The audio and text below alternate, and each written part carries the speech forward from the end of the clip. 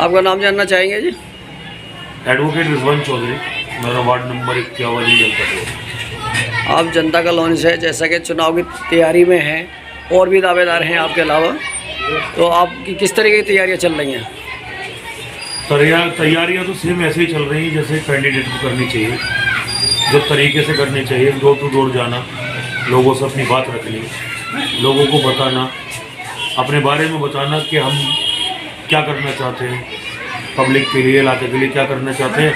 तफसील से बैठ करके तरीके से उनसे बात करते हैं, घरों में बैठ करके उनके इज्जत भी वो लोग हमें देते हैं। आराम से बैठ के चाय पानी पीते हैं, बहुत आराम से बात करते हैं, कोई हबड़ दबड़ नहीं। 7 महीने पहले से कर रहे हैं, अभी पूरे 1 साल लगाया हमने। तो आपके चुनावी मुद्दे क्या होंगे? चुनावी हमारे कोई इसमें स्पेशल मुद्दे नहीं हैं। हमारे चुनावी मुद्दे इतने ही हैं कि जो काम एज ए गाइडलाइन एक पार्षद को करने चाहिए, उसे बेहतर से बेहतर तरीके से कराने के लिए हमारा चुनावी मुद्दा ये है कि जो काम पार्षद को करना है उसको A1 क्वालिटी के साथ हम करें। आपके यहाँ से जो निगम पार्षद हैं वो बीजेपी से हैं, इससे पहले कांग्रेस से भी रहे जी। तो इसके अलावा आम आदमी पार्टी है, ये तीनों बड़ी पार्टियां हैं, आप इनसे किस तरीके से मुकाबला कर पाएंगे? बड़ी पार्टियां नाम के होने से कोई मैं छोटा नहीं हो जाता या मेरी पार्टी छोटी नहीं हो जाती। इंशाल्लाह मेरा और मेरी पार्टी के कामों से मैं इन बड़ी पार्टियों को हम लोग छोटा करते हैं। और बड़ी पार्टी या बड़ा कैंडिडेट वो बनता है जिस जनता आवाम जिसको दिल से चाहती है, और वो दिल हम महसूस कर चुके हैं, लोगों की आंखों में मोहब्बत देख चुके हैं। मैंने तीनों पार्टियों के जो नाम गिनाए, उनमें ऐसी क्या खामियां हैं जो आप अपनी पार्टी को बड़ी कर सकते हैं और वो छोटी हो सकती हैं? खामियां तो मैं ये भी पूछना चाहूँगा कि सिर्फ अच्छाइयाँ ही क्या है। ये तो एक वक्ती तौर पर कहते हैं ना कि पार्टी बनाने वाले को भी पता नहीं थी कि हमारी पार्टी इतनी बड़ी बन जाएगी। ये तो एक भेड़ चाल चली, और ये पार्टियाँ उस वक्त की बनी हुई है जिस टाइम एजुकेशन ग्राफ जो है बहुत ही लो लेवल पर था। मैं तो कह रहा हूँ ग्राउंड लेवल पर था। उस वक्त की ये पार्टियाँ हैं, तो जड़ मिटते मिटते टाइम लगता है। आज जो वक्त है वो एजुकेटेड लोगों का है, समझदारों का है, बुद्धिजीवियों का है, तो हमें मौका इसीलिए मिल रहा है और हम पनप रहे हैं कि जो लोग इस ख्यालात के हैं, इस टाइप के लोग हैं, वो हमसे जुड़ रहे हैं। दिल्ली नगर निगम चुनाव से पहले 5 राज्यों में चुनाव हैं जी। उसमें उसको चुनाव को देखते हुए बीजेपी ने किसानों की बात मान ली है, तो आप उससे कितने सहमत हैं? मैं इस फैसले की बहुत इज्जत करता हूं कि किसानों की बात मान ली है, मगर ये चुनावी स्टंट ना होता, काश के दिल से माना होता और जय जवान जय किसान को सोचते हुए माना गया होता। ये चुनावी स्टंट है, जनता जानती है कि सिर्फ एक स्टंट खेला गया है। कोई भी इनका ऐसा इरादा नहीं है कि इन्होंने किसानों को इज्जत दी, वरना यही किसान बैठे बैठे सर्दी में, गर्मी में, बरसात में, धूपों में पता नहीं कितने लोग दुनिया छोड़ करके जा चुके। इनका दिल जब नहीं पसीजा, इनका दिल अब पसीजा जब चुनाव आ रहे हैं, एक बड़ा प्रदेश जीतना है, आज इनका दिल पसीज रहा है।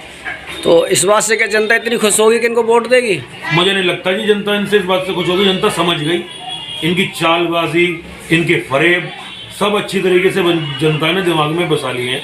उन्हें भी पता है कि लुभावना एक स्टंट खेला गया है हमें अपनी ओर अट्रैक्ट करने के लिए।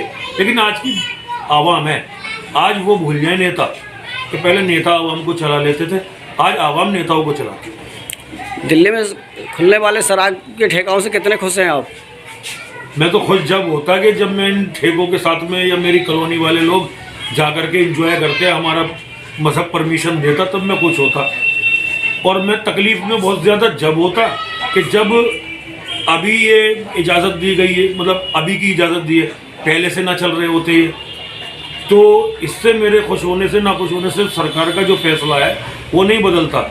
लेकिन हाँ, अगर हम सरकार में होंगे तो मैं अपने परसेंटेज के मुकाबले, जो हमारी मुस्लिम परसेंटेज है उसके मुकाबले में जो लोग इसके पीने वाले हैं, जो हमारे गैर मुस्लिम भाई हैं, मैं उनको रोक तो सकता नहीं। वो मुझे मेरे खाने से अगर रोकते हैं तो हम जा कर के लड़ते हैं ना कि भाई तुम कौन हो जो जायज़ चीज़ हमारे लिए, हमारी शरीयत ने हमें परमिशन दी, आप रोकते हो। झगड़े होते हैं, हम आवाज़ उठाते हैं, तो इसलिए वो 80% हमारे खिलाफ आवाज़ उठाएंगे तो अलग मैटर हो जाएगा, वो सही नहीं रहेगा। तो मैं ये कहता हूँ कि 80% लोगों का जहाँ पर वर्चस्व है वहाँ पर खुलने चाहिए। जहाँ पर ये 20% हमारे जो लोग हैं 20% कह लो, 25 कह लो, 18, वहाँ से दूर कर दो। मैं उनके खिलाफ नहीं हूँ। हाँ, अगर वो लोग दीन में आते तो वो खुद छोड़ देंगे। मेरा काम किसी के दीन के ऊपर लेक्चर देना नहीं है या किसी को ये बताना कि तुम्हें क्या खाना है क्या पीना है। अगर मैं उन्हें ये बताऊंगा कि तुम ये नहीं पियोगे तो वो कल को टारगेट करेंगे कि तुम ये नहीं खाओगे, फिर हम किलसेंगे इस बस। जैसा कि दिन पे दिन महंगाई बढ़ती जा रही है, आपकी पार्टी अगर सत्ता में आती है तो आप किस तरीके से महंगाई कम कर पाएंगे? पार्टी कोई भी सत्ता में आए, पार्टी कोई भी सत्ता में आए, जनता के टैक्स को सही जगह यूज़ करके महंगाई कभी भी कम करी जा सकती है।